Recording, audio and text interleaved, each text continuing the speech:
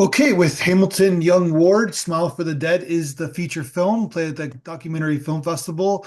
This is your first film. This is your first feature film, correct? Yeah, that's correct. Thank you for having me here to talk about it too. Yeah, I've done some shorts, in the 5 to 10 minute range. All were kind of documentary or experimental. But for this one, it just started taking me into different directions and realized I had to add some more time to it. Gotcha. So you found the subject matter, and then while you're making it, you're like, okay, this is going to be a bigger film than a short. Is that how it worked? Yeah, I mean, I'd found the topic in college and I'd put it on the back burner for a few years because I really wanted to do it justice. And so I knew it was going to be longer. But then as I started traveling more and interviewing, I just realized there was just a wealth of content here. And I'd even love to even make like a second one where I follow up on some of the things I discovered as well. All right. So what's the film about? I can't do it justice. I'm sure you can do it better than I can. Sure. Yeah, it's Yeah. about a spirit photographer named William Mumler that was taking photographs of people's deceased relatives in the 1860s. Uh, Okay. and why it was so exciting was because no one could ever figure out how he did it. And even today, we're still not sure how he was able to do it. So when you think of like spirit photography, ghost photography, everyone just assumes it's, just double exposure. But he had the best photographers of the day watching everything he did, and they weren't able to figure it out. And so that got me really excited because I'm a photographer myself. I do film photography, so I know a little bit about the process and everything. So having these leading photographers watch him and not figure something out um, got me excited. Do you know when photography was invented? Like, so you were talking about this is the 1860s. When was it exactly invented? Do you Oh remember man, the or no? daguerreotype. I think 1840. Okay, so it's basically what I'm trying, I guess the point I'm trying to make is that it's relatively a young and a very new invention Yes. that people were afraid of, right? Like, Yeah, no, yeah, there was yeah, there's a lot of fear behind it. yeah, People, but there was also a lot of excitement because I mean, sure. this was sort of like the almost in a weird way, almost like the AI of the day. Yeah. Um, they were afraid of it, but they were also excited to see what it could do, and to capture memories. I mean, that was the biggest thing. And so the idea that, it could show you someone that you just lost, was very exciting, especially with the spiritualist movement, which was really popular around that time as well. And like, so yeah, so in terms of like people thought that if you took a picture, it took a part of your soul. There was all these like kind of crazy theories. Funny now, funny enough, we probably most of us probably take 100, like at least 10 photos a day, right? Yeah, So exactly. I mean, even more. I mean, it's just yeah. it's so readily accessible to us. But even with all of that, even with all that we know and how far we've come with photography, no one was able to really pin down how he's able to do it. And that's kind of what this film explores Okay. is what are some ways that he could have done it and what's the most probable way that he did do it. And so I was able to speak to, photographers that do this sort of process and really dive into also why people believed that they were seeing photos of their deceased loved ones as well. So this is back in the day. People don't know they would have to go. I guess you could obviously still do it now. But you would go into a dark room, I guess, and basically create the photo. Yeah. Yeah, I mean that's part of the film is we actually follow a Yeah. photographer through the process that Mumler would have done. Yeah. That was really Yeah. exciting to kind of follow him and see all of that. Because he's the photographer, Mark Osterman is just such a character as well. And he was just so kind and opened his studio to us um, and just seeing that he makes it look so easy because you're taking these glass plates and just pouring this chemical on it and you're not trying to drip it anywhere and just it's remarkable. It really is almost like magic, watching him do it. Yeah, it really was like magic for me. Have you done it yourself? Like you said, you're a photographer. Did you do it the I dark room? haven't done glass plate before because it's a very specific skill set. I do film photography and I develop myself, but this glass plate is just so it's difficult to do well. And so I haven't tried it yet, no. All right, so let's talk about the structure of the film. So you obviously you had some like stock or recreated or stock like you had the photos, but tell me about your process like before you started filming. You got these great interviewers. Did you kind of like write like a loose script about an idea like what you wanted to say? Because you kind of like call it like almost like a true crime kind of tone Yeah. wise. Like it's like you have a question and you're trying to find the answer to the question, I guess. Yeah, I mean, I did a lot of research first, a ton of research, and like I said, I kind of discovered this in college, and so I acquired books, and I kind of knew who to talk to. And so once I had that list of people that I wanted to interview, it really became, okay, what can I get out of these interviews? What questions can I ask Mhm. that can further this answer that I want to find? And that sole answer is, how did he do it? And so I don't know if I would call it a script, but I definitely had my list of questions, and I definitely had an idea of sort of the direction that the film would take as I was doing it. With documentary, it's very easy to just sort of uh, kind of fly by the seat of your pants sometimes and just kind of Yeah. let it take you to where you want to go. And that's good sometimes, but I at least wanted to steer it, kind of let the current take me, but steer it to this end question of how he did it. Well, yeah, and it helps you in editing as Yeah. because you're kind of putting the film together. But then, okay, so you got the interviews, and then sort of they kind of tell the story. You're in the film as well, too, right? Yes. Yeah. So when did you decide to put yourself in the film? I mean, early on, I think that's one of the main things, documentary filmmakers, that's the first question is this going to be a documentary where I'm here kind of progressing the story, or is this where I'm just behind the camera? And I did some test pieces of me kind of talking about it. Um, and I really liked that. I showed it to some close friends and filmmakers as well. And they're like, no, you need to be in this. This is about your journey as well. And so once they said that, that kind of solidified it for me. Yeah, well, it makes sense because, like I said, like you kind of stopped. It's almost like a thesis question. Like you kind of Yeah. like have a question, and you're trying to find the answer to the riddle, I guess, right? Yeah, exactly. And then you kind of like you said, you kind of come up with a few kind of theories, I guess, but and then it's up to the audience to decide which one they.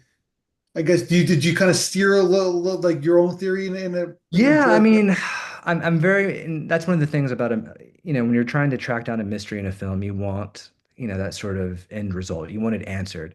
And so I don't know. I wanted to leave it sort of open for people to interpret, but I have a theory, and I was kind of leading him towards that. But I definitely want people to kind of come away with it. But the most important thing for me with this film is just to bring more awareness to Mumler, to the work that he did, and also to his wife, who was, there by his side throughout the entire process. Because it's something that not a lot of people know about. And I think when they hear about spirit photography, they just assumed that it was something simple, and it's really not. It was something very complicated that he did, and I'd love to know how he did it. So it wasn't it wasn't a spirit then. It was like I mean, something you that's did. Yeah. that's kind of, I mean, I even went into this with that idea is, are these real ghosts? Could Yeah. this be legitimate ghosts? And because I wanted to keep as open of a mind as possible. And I even spoke with, some paranormal investigators as well, and, people that try to get these ghosts. And one of the quotes was, "They're just too good. They're too perfect," because the images of the ghosts that he caught Yeah. were very perfect, especially in the face. Yeah. It's all framed properly, right? Yeah. So Yeah, the framing is exactly the yeah. framing. And we bring that up in the film is it's just like, oh man, this is totally set up. Totally set up.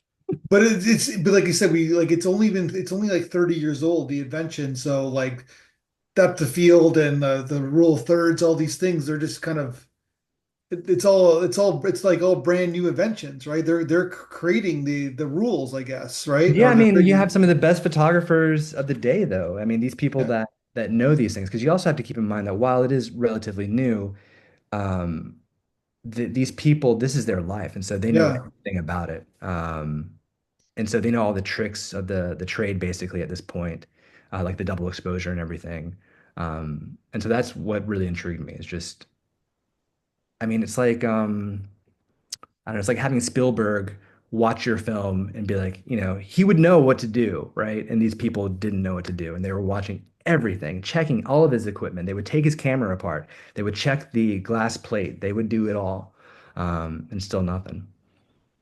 Okay, so then when did you decide to use that kind of like the television kind of Oh like yeah, yeah. like that because obviously there wasn't televisions in that era, but what was the kind of the thematic point of you doing that kind of that storytelling element where you kind of had the person telling the story through the old TV set? Sure. Yeah. I mean, I think that comes from necessity. I had an interview with Krista, and she was in France at the time.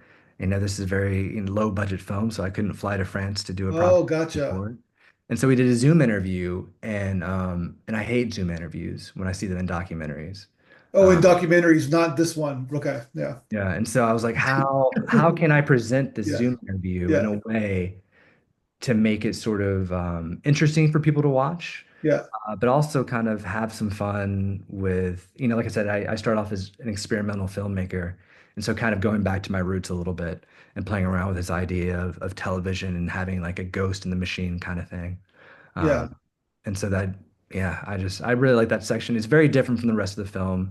And so when people watch it, they either love that section or like, no, it's just too different. Yeah, but yeah, it does. Yeah, it is interesting. But I like that, like how you like described it from like a logistics standpoint. You got creative within the lack of funding and basically and not having a boring picture on Zoom. Yeah, Yeah, I mean that's the thing, right? I mean, I'm sure we could have done something else, but for me, this kind of fell back into some of my old habits, and I was happy to yeah. have that part of the film. Because you're making me think. Because a lot of the COVID era documentaries that were made had the Zoom interviews because it was the time, and they're kind Yeah. of dated already, right? Where it's like I don't. We saw I well, so many of those movies, right? Yeah, I mean, and Yeah, also I watch a lot of, just sort of documentaries on TV, not films, but even television shows, and yeah, they'll have the expert on the Zoom, and I've never seen one that they do it properly in the sense of something exciting, something that I want to see. They're just like, oh, yeah, Zoom interview. But I think, I try to, I attack these films with the idea of having each sort of section be at least artistically pleasing in how it's shot and how it looks. And so this was just another way to do that for me. Okay, so talk about the editing kind of experience. Like, so the film's 54 minutes. Mhm. What was the first cut? Like, how long was the first cut? Oh gosh. I think it was an hour and a half. Okay. Yeah, I think it was But an hour. you knew that you needed to cut something. You needed to cut it, make it shorter. Yeah, there's a whole lot with Mumler, and for me, I didn't want to. I wanted it to be around an hour. Um, Yeah, I wanted it to be around an hour because I could have gone into some of the spiritualist movement more, but I really wanted to focus on him as a person with his wife and attack it from that angle. And then if this film did well, then I'd go back out there and maybe do a second one, have that one be an hour, and then you put them both together and you have a 2 hour film or something like that. And But is that what you're gonna do?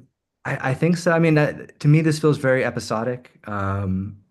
And so I'd love to go back out there and explore the spiritualist movement, and actually talk with more photographers who are actually doing spirit photography today in a similar style that he was doing. I think that'd be a lot of fun and just adds another layer to the film. Um, it's not necessarily a sequel, but just kind of extends that sort of story more and just delves more into it. Yeah. Well, from a historical standpoint, we don't know, people don't know who this person is, right? Like 99% of the I'm assuming on planet Earth don't know this gentleman. So it's a great history show, like meaning that, oh, look what they were doing, like, Yeah, almost I 200 like years ago. history, man. Yeah, I like history a lot. Yeah. And I like these sort of characters that we don't know a lot about. And it's sort of fascinating too, because when even on his Wikipedia page, I remember this when I first started researching him. The photograph that said this is William H. Mumler was wrong. That wasn't Mumler. And so it's just like that's how little people know about him. Which is But ironic because he was a photographer and the exactly. photographer Yeah, yeah, exactly. I loved didn't even him. think about that. You're absolutely right. Yeah. Yeah, that's funny. But yeah, I mean, this is one of those things where people don't know a lot about him, and it's just me trying to show something that just really intrigued me and still intrigues me to this day. All right, so tell me about the talk to me about the interview. So you basically lined them up. Hmm. Uh, so you have like the paranormal investigator. You have a couple like more like so where did you kind of like did you have interviews that you did that you didn't put in the film? Like I'm just curious. No, no. I mean, I was very, yeah, I spent a lot of time figuring out who I wanted to interview. And like I said, I had an idea of who I wanted to do, some of these people, but other people kind of came up. But each interview I did made it into the film. Um, not all of the interview, obviously, but a lot of the interviews made it into the film. And the paranoia and normal investigator, that's like what she does for like a living? Is Yeah, yeah. yeah. Katrina, she started off, I think, on a travel channel show called Paranormal State.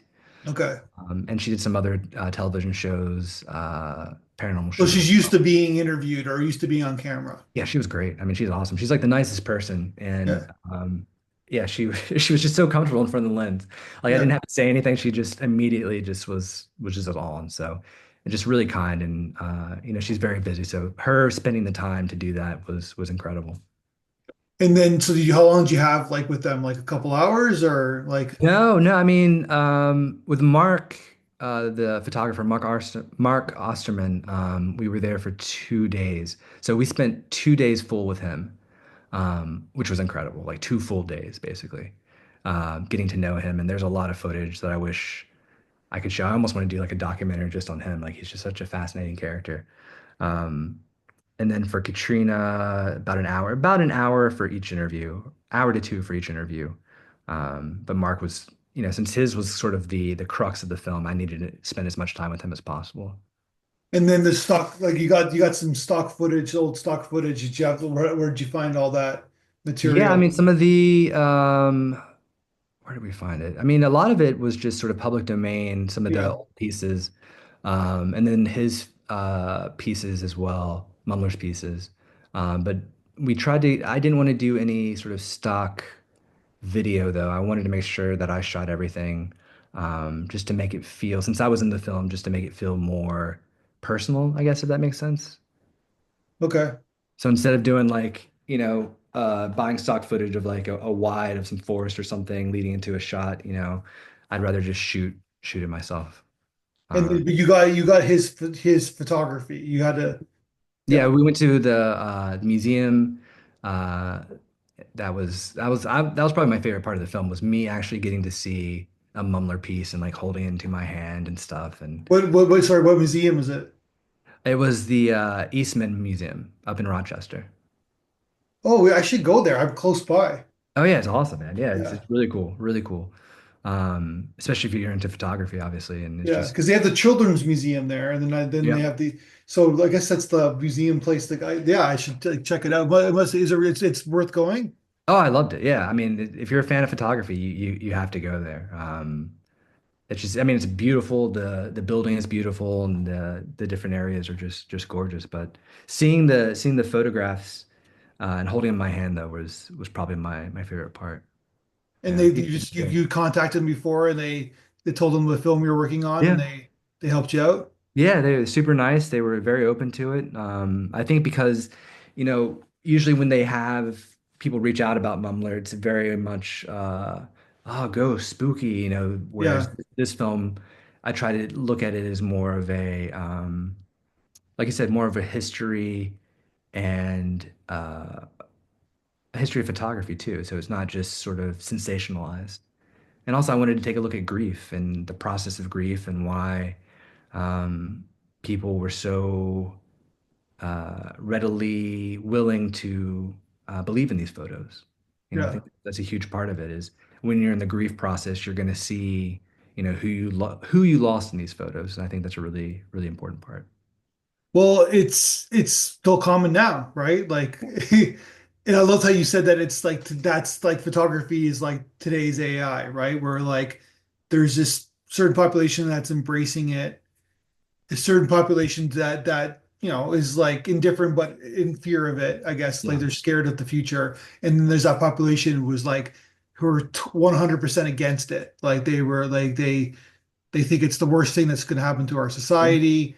And it's like, and I always go, like, always new inventions is always like that. They said that about photography. They said that about the radio. They said that about the internet. You know what I mean? The printing Internet, press, they said about the printing press. Yeah. printing press. Yeah, the printing press, 100%. Right. So it's like, I just think it's part of our madness of humans, right? Like we evolved maybe probably unnaturally, or it wasn't supposed to be. If there's some sort of spiritual meaning, it's like, what are we doing? So we might as well just keep going, Yep. right? Keep Yeah, pushing that's the my envelope, philosophy. Yeah, keep making and Yeah. yeah, so it was a kind of a wild time with photography there, but I mean it was also popular. I mean people, they there was their calling cards, they would have their Yeah. photo as their calling card. It's almost like their legacy. They're documented now, Yeah, right? They're not going to be forgotten. exactly. Yeah, exactly. Yeah. Right. And it's like, but like it would take like the everybody's not nobody's smiling, right? In Yeah. those photos. Well, I mean, It they would take like a couldn't. minute to get going, right? Like it would take a while for the Yeah, I mean, I sat there, I think it was 3 or 5 minutes when 3 to 5 minutes. Okay. or maybe it was hard to remember, but I just remember, and they had this thing too, which is kind of wild. So you're in a chair, and there's this thing, it's almost like a C stand, and it sits in the back of your head, so your head doesn't shake at all. So it's like this rod that's on the back of your head, this metal iron, well, it's an iron rod, and Okay. you sit up for like 5 minutes straight, so you're not moving, so at least your face is going to be in focus. Yeah. And one would assume that you had to have means to do it, right? So only the rich got their photographs taken. No, it wasn't that expensive. Mumlers were expensive. Yeah. We talk about in the film. His were very expensive, but a regular photograph wasn't too bad at these studios because there were so many studios at this time that they were Okay. all competing with each other, so they couldn't, go exorbitant on their price. Yeah. And so then hence why nobody was smiling though. Like Oh yeah, you they couldn't got you a couldn't hold rod that back of their hold a yeah. smile for 5 minutes, like it's Yeah. tough. Yeah. 100%. And plus, you're Okay. not And then comfortable. I mean, that's the other thing is you've got this rod in the back of your head. You're not comfortable. I wouldn't be yeah. smiling. No, I mean like this is thing that people don't know, right? Like Yeah. this is what you're like there's a lot of like extra subplots or extra layers in your film, right? And that was the one that fascinated me was like, okay, this is so commonplace now. Look what, if you told Mumler, if you go back and say this is what people are going to have a camera on their in their pockets and they're Fine. just going Yeah. to be yeah. Blow his mind. I mean, yeah, I mean, and also, it's funny because I take for granted kind of what I know about photography because I've just been doing it for years and years.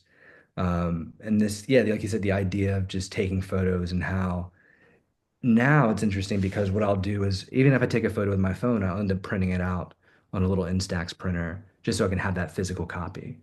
And so I think there's a need for that physicality, and that kind of goes back to what Mumler was doing. When you make these photos, you give them this physical object. Yeah. But sort of like it was like that for 150 years where everybody had photo albums, right? Yep. Yeah. Now this generation is not going to have photo albums. They're going to have the cloud, right? Yeah. I Or mean, they those photo have albums were like beautiful too. I don't know if you've seen like the old yeah, albums from like the early 1900s, 1800s. yeah, Gorgeous. They yeah, were works of art themselves, like this beautiful velvet, thick covers, like gold latches, like wild objects of art. yeah. Uh, So now the family albums are, like sharing, right? Like you put on a shared folder, are right? lost. I mean, what they're lost, really. I mean, there's so many photos. You know, eh, I'm 40 now, and so I was kind of on that edge of phones and photographs, and so there's a whole mess of photos that I wish I had that I Yeah, took in my teens that are just gone. Put them on like MySpace. How do I get those photos? They're gone. Oh, well, you can't go, we can't log into our MySpace now, or Oh, is that I don't over? I don't even know what email I signed up for it with. You know what I mean? Like it's just Yeah. they're just gone. And so I think there's going to be a lot of photos that people wish they had that they're not going to have access to because I mean things change. I mean Google's here right now. Google might not be here in another 10 years or something. It might be replaced by something else, Now you you're know. scaring people, yeah. But yeah. But it's stored in our phones, right? So yeah, you can upload them, but yeah, putting How them in many how many Google people do you Folder. know that uploads their phones though? Like the photos from their No, nobody does, right? So that's yeah, you're right. You're right. So I yeah, do. I do. I have a actually every year what I'll do is I'll take a minute just to just put them on a storage just somewhere just so I have them off of the cloud. yeah. You make assumptions that it's just going to be there forever, right? So that's what yeah. No, there's something to that, but yeah, now we're taking too many photos, right? We're taking for granted, right? So Well, of it's funny too because when you look at and we're getting a little off topic here, but I'll just say yep, this real fast. When I take these photos, but then when I print them out on a little Instax printer, holding them in my hand, I appreciate that photo so much more than if I was yeah. just flipping through my phone. No, that's what yeah, that's what because you like halfway through the movie, like you said, you went to the museum and then you got your rubber gloves on and you're like, Yeah. but it's like there's something like as a photographer, you must have been blown away, but they allowed you to bring a camera in too. That's pretty amazing I that couldn't believe it. Yeah, they yeah, they they don't normally do that, and they were just so kind. But touching it and lifting it and realizing how small it was, because when you look at these old photographs online, they're blown up.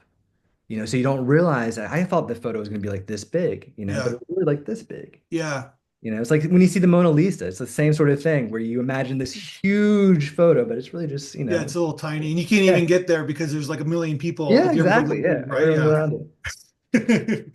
But just to finish it off, the flip side of that is that say there's a fire in your house, Yep. all your photos get burned. At least we have it in our phones, Yes, right? So exactly. No, exactly. yeah, That's the thing too.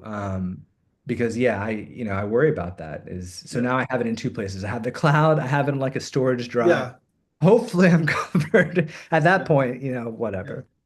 Well, okay. So are you going to make the sequel? Are you planning on making the sequel to this film or? I would love to. I would love to. We did a Kickstarter for this one to kind of help with the funding. So it would just be a matter of funding to do it. The passion's there, but like with any sort of independent film, it's all about funding at this point. Gotcha. So are you working on something right now or? No, I'm just basically just practicing.